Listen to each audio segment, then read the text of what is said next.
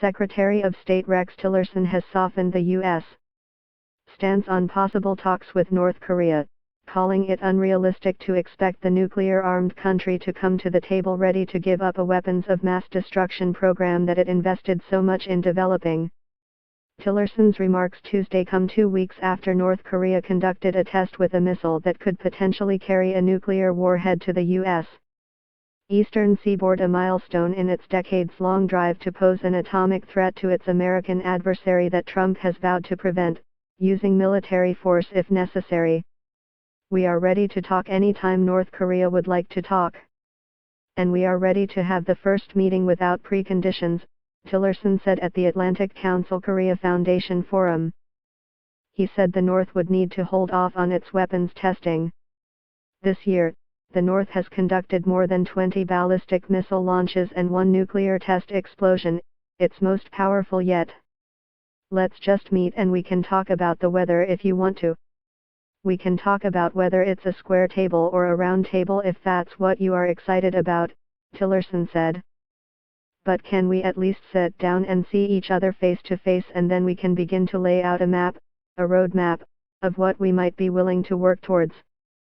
Tillerson said President Donald Trump endorses this position.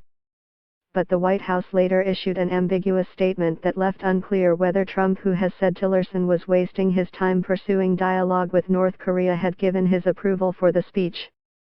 "The president's views on North Korea have not changed," the White House said. "North Korea is acting in an unsafe way. North Korea's actions are not good for anyone and certainly not good for North Korea."